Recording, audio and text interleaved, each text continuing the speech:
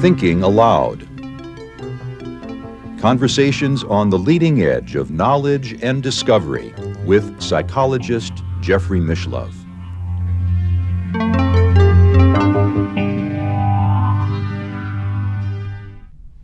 Hello and welcome. I'm Jeffrey Mishlove.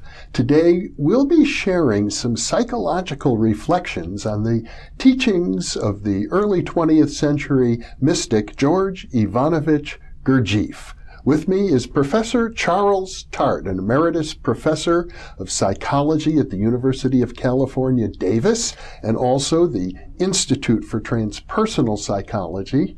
Dr. Tart is an old friend and a mentor of mine and is the author of many important books in the field of psychology, including Waking Up, a book largely based on the teachings of Gurdjieff.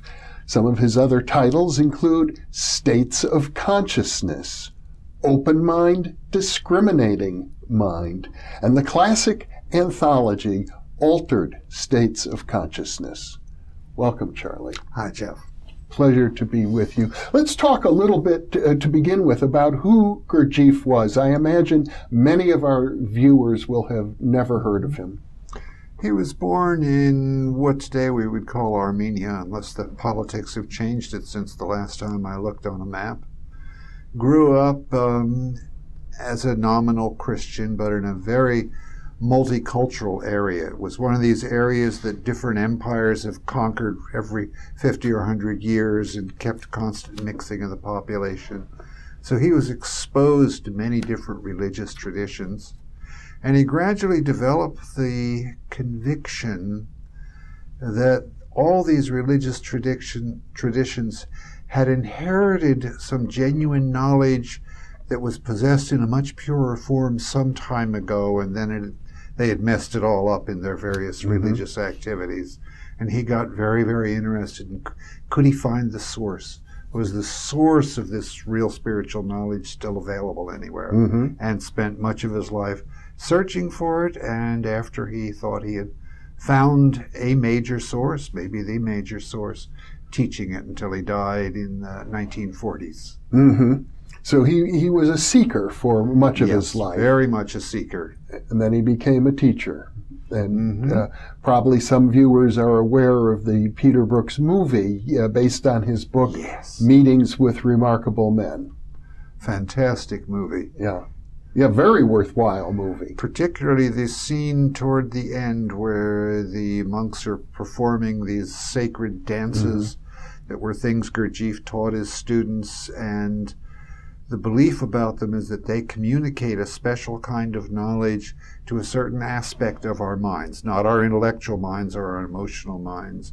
I've had little experience with those. I think they do somehow, but I would have no way of expressing what it is, but some kind of information is transmitted. So this Gurdjieff's story is that in his seeking, he eventually made contact with a secret order of monks in a hidden monastery, and there he studied and he learned their methods, and then he brought them out into the world. Isn't that romantic? It is, right? Actually. Yeah. It was an organization supposedly called the Sarmuni Brotherhood, but I've never been able to write to the registrar to ask if Gurdjieff really got a master's degree from them. He may have made it up or not. It's hard. Gurdjieff was very insistent that he was teaching ways of development and principles that people had to learn for themselves, and the last thing they should do should be hung up on his personality. So he deliberately obscured a lot of details of his life, and that might have included making some of them up, just so if people kept trying to trace them down, they'd be frustrated and get back to the real work. Well, some of his writings also, I know, are very dense. The book Meetings with Remarkable Men is quite approachable, but his other great magnum opus, Beelzebub's Tales to His Grandson, is almost impossible. Yep. And I'm told it's impossible by design. That Gurdjieff thought he had such important teachings there that people had to grasp them, but we had no appreciation of anything we grasped easily. Mm-hmm. So the story is that he would write a chapter in this Beelzebub's Tales and read it to a group of his students, and if they got it, he'd go back and rewrite it to make it denser and harder to follow. Whoa, that's hard for when you value clear writing. Yeah. I don't pretend to understand Beelzebub's Tales. Also, from a business perspective, if no publisher wants to write a book that's impossible, or publish a book that's impossible to read. And yet Gurdjieff, as I recall, was a successful businessman. Mm-hmm. And a very varied businessman, from selling rugs to who knows what sort of deals he got into, and apparently shady sometimes, too, in his business dealings. Because he didn't have much respect for ordinary people. Mm-hmm. And if he thought you were basically somebody motivated by greed, it didn't matter if he took advantage of you. Mm. That's not an attitude I like, but... Yeah. Well, what drew you to the Gurdjieff work? Well, I had been trying to find some kind of spiritual development system that would actually produce spiritual growth and spiritual experiences without much success. And I tried to learn various kinds of meditation, mainly from books, in contact with a few teachers. And I was a lousy meditator. It was a few years later that I basically gave up meditation, deciding it required a special talent I didn't have. Mm-hmm. You know, in retrospect, it's like all the meditation instructions say, first quiet your mind and I couldn't get to the and then part. And I remember a Tibetan Lama I took many classes on meditation from, and he was always talking about the space between thoughts. And I thought, what a fascinating concept, the space between thoughts. Mm-hmm. There's no space between minds. Zip, zip, zip, zip, zip, zip, zip. There can be a space between thoughts, but I wasn't getting anywhere with the stuff called meditation. And then I came across Ouspensky's book, In Search of the Miraculous, which for a long time I've recommended as the best book on Gurdjieff's teachings. Probably even better than the ones I've written, but different in their emphasis somehow. Yeah.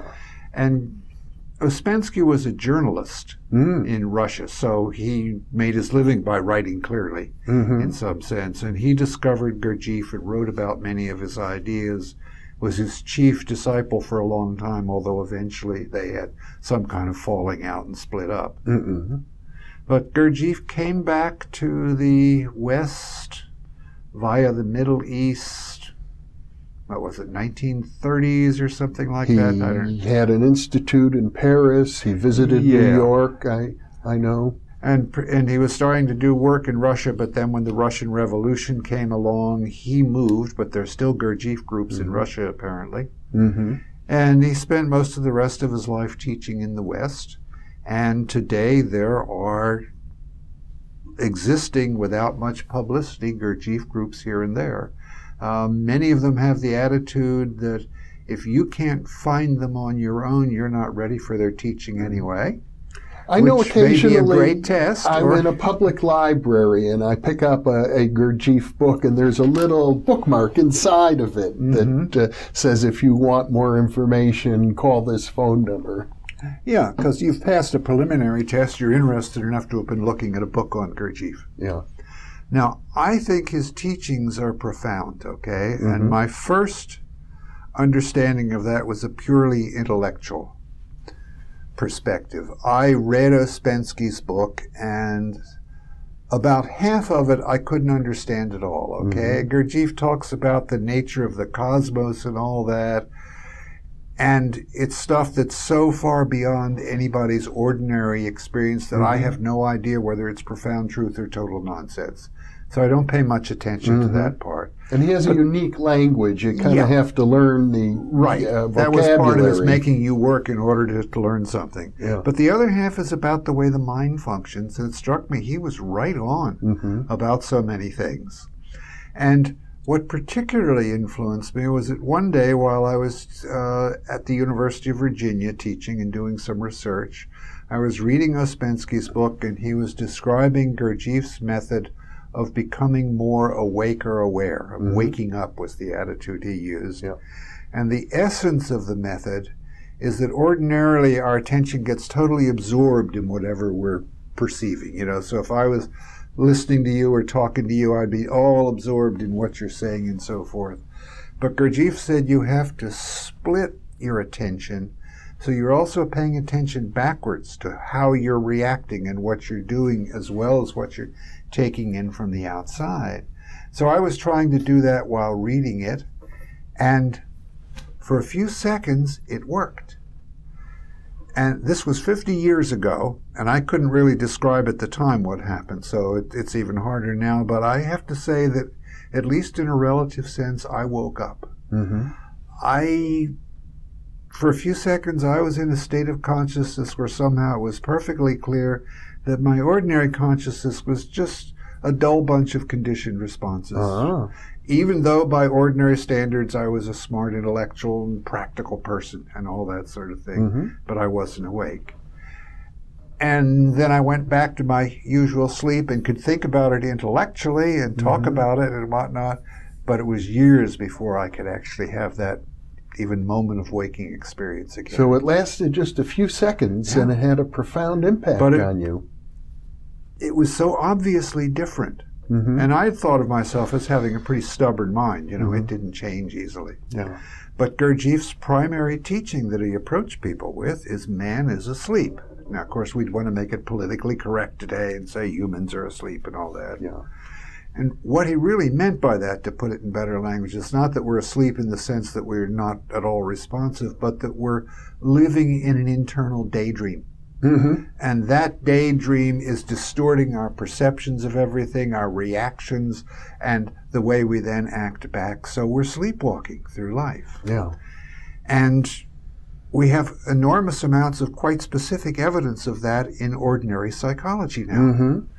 For instance, from the clinical psychology courses I took, I learned a lot about defense mechanisms, whereby parts of our mind automatically react to distort our perceptions, to protect us from certain feelings and so forth. And Gurdjieff was talking about it in a general way, but it was true.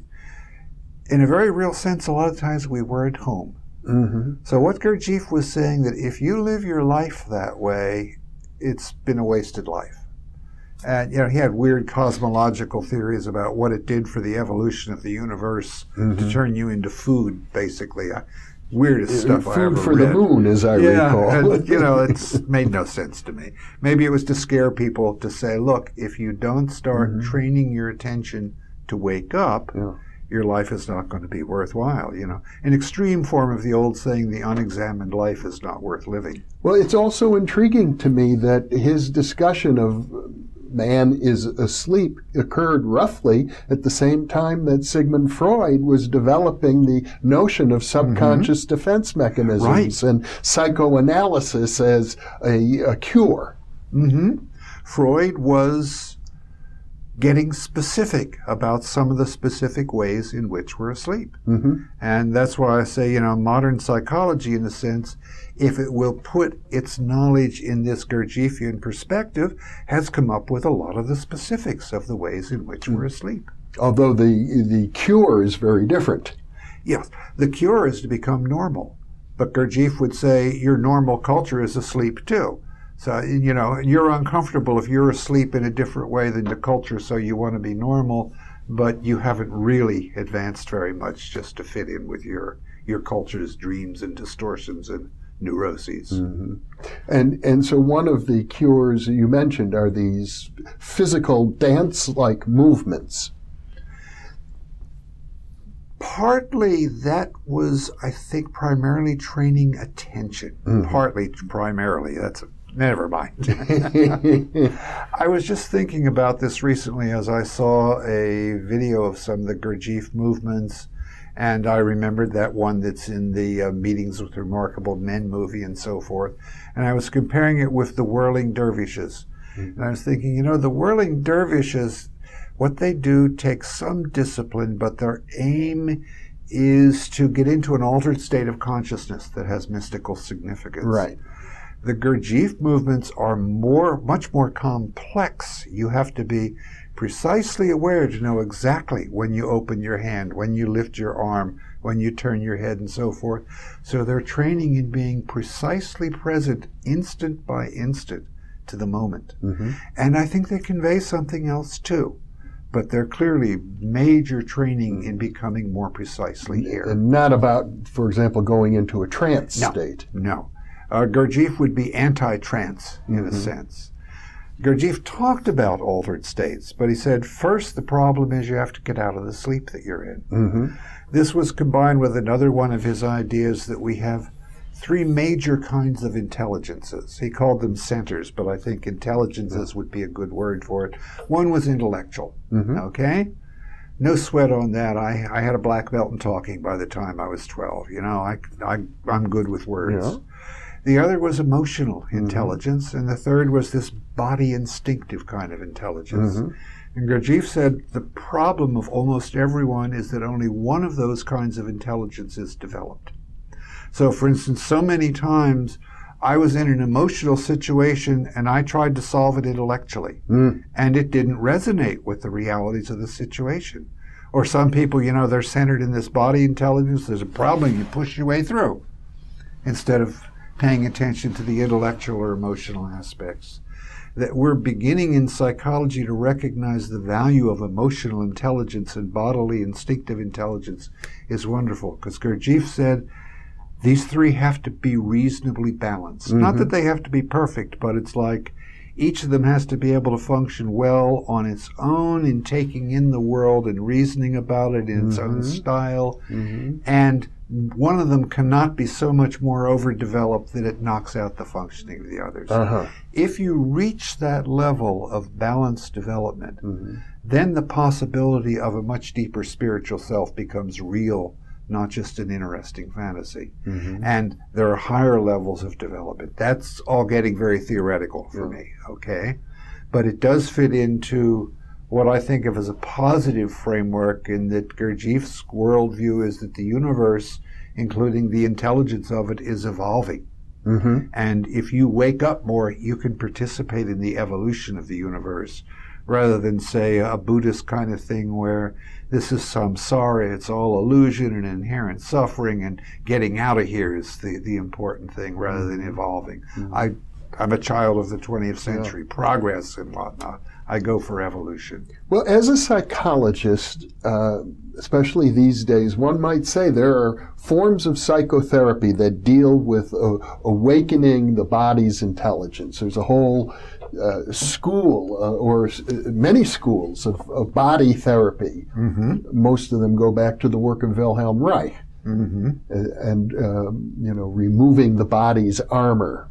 Yes. For example. And then there are schools of psychotherapy that are deal in particular with the emotions. And there are schools of psychotherapy that are based on cognitive processes. Right. Realize rationally that you're being stupid and stop it. But Gurdjieff is doing two things differently, it seems to me. One, he's not a psychotherapist. He's not promising psychotherapy. He's doing it in a completely different context, and he's trying to work on all of these areas simultaneously. Yeah. And he's not gentle about it either. I mean, his attitude was that if you don't get more awake, your life has been a waste. And so if you're not willing to work hard on it, too bad. Many people came to him because he was known as a mystic, full of romantic ideas of cosmic love and brotherhood and all that. And to him, these people were so out of touch with reality, they didn't have a chance. He'd chase them away. And he'd do other things to really train people. Like, he had one Russian refugee living at his center in France, who apparently was the world's most annoying man. He drove everybody nuts. And the students all hated him. And the students finally worked up some absolutely horrible practical joke involving his false teeth, I think, to drive him away. Gurdjieff immediately drove to Paris and offered to pay him to come back. Because the way he annoyed people gave them incredible opportunities to observe their machinery in action. So, you know, I might think I'm a calm, easygoing kind of person. But certain situations, oh, push your buttons. I need the button pushed. And if I'm already committed to really closely observing myself, then what would be just an annoyance becomes a great opportunity to learn something about my conditioning, my defense mechanisms, etc. Now, you led groups that did this type of work. Yes, eventually I led just one group, not many of them, and so forth. And you attended others. Oh, yes. I was involved in several Gurdjieff groups. There, like happens with many spiritual movements, when the leader dies, different disciples break off and say, I'm the real successor, and those other people don't really understand what's going on. Yeah. So, you have to take your choice on which one is the real one. His stuff lends itself to abuse, so there have been very abusive people who've claimed that they're teaching people to be awake. And it sounds like one might argue Gurdjieff himself abused people. Yeah. Well, it's like this way. If you're dying because your liver is going to explode pretty soon and you won't allow me to cut you open to operate, you're going to die. Yeah. I may have to remind you that you're going to die if you don't do something about this. That was his attitude. I don't like that kind of attitude. I'm not that kind of person. I can't be mean to people unless I'm in a very bad state myself, and I don't like the way I am when I'm that way.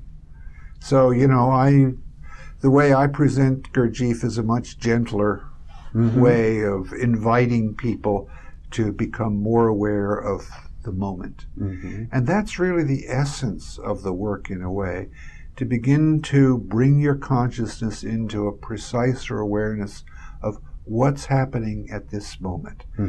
So when I'm talking to you, what am I doing with my hands? What's the position I'm sitting in? What's that noise in the background? Not so much that I lose track of what you're saying, but all of these things are happening now, and some of them may be relevant.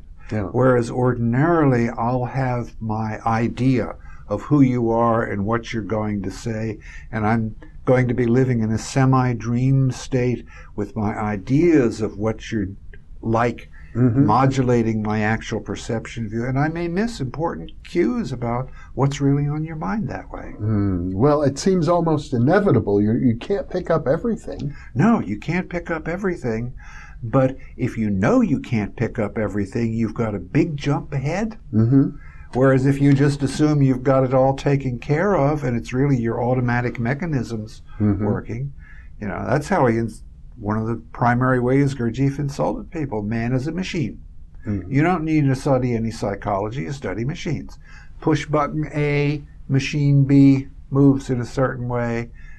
That's our conditioning. The machine's more complicated than that, but we really are automatic. But much of Western behavioral psychology, the whole stimulus-response arc, is about exactly that. Right, except the behaviorists were stuck in a sterile view of the universe, where there's no spiritual possibility behind beginning to understand what the behavior is. Let me make this more personal. I'm not some kind of Gurdjieff teacher, There's no branch of the Gurdjieff work that's ever authorized me to teach. I've even been thrown out of one or two branches of the Gurdjieff work for questioning some of the things in there. But my questioning is usually, I hope, a genuine desire to understand things better. I'm not a very good follower that way. So, and I'm also very interested in Buddhism for the meditative aspects of it. So I go on Buddhist-oriented retreats because the meditation is a way of seeing my own internal processes more clearly in a way. But Buddhism is too isolated. It's like you spend 1,000,000 hours sitting on a little cushion surrounded by other people sitting on cushions, and you may get more mindful of your mental processes in that condition, but then you go out into the world where it's all very different and you forget about it. Whereas the emphasis in Gurdjieff is on developing this quicker, deeper awareness in actual life situations. And I presume meditation is not particularly part of the Gurdjieff work. There's some of the Gurdjieff work involves some meditation, but the emphasis is on practicing mindfulness in everyday life. very few people have ever gotten in trouble while they're sitting on a little black cushion.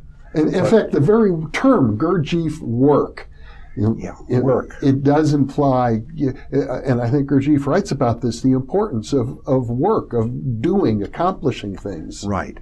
And of bringing your mindfulness to life. Because how many mistakes have we all made while we were supposedly sane and conscious? But actually, how many times have we looked back and said, how could I have done that thing? It makes no sense at all, but I did it gustily. Yeah. And learning to observe yourself, to understand the mechanism, to be more aware makes a huge difference. And I gave a sort of idealistic split between intellect, emotion, body, instinctual, and all that. They actually interact in some ways. So, for instance, the primary way of splitting your attention so you're taking in seeing and hearing and some body sensation, logically you would think that makes you more aware of seeing and hearing. But actually it also makes you more aware of your emotions. Because emotions have bodily components. They're all connected. Yeah. So you pick up aspects of emotions that you might not normally consciously be aware of, but are beginning to start to control you. And by picking them up earlier, you have more choice as to whether you want to go with that or supersede it. Well, Charlie Tart, thank you so much for sharing these reflections. I think as we look at the Gurdjieff work, we see it had a real influence in its own day, and now through people such as yourself, that influence continues to grow. I hope so. There's a lot of good stuff in it. Yeah. Thank you for being with me, Charlie. Thank you for a chance to talk about it, Jeff. And thank you for being with us.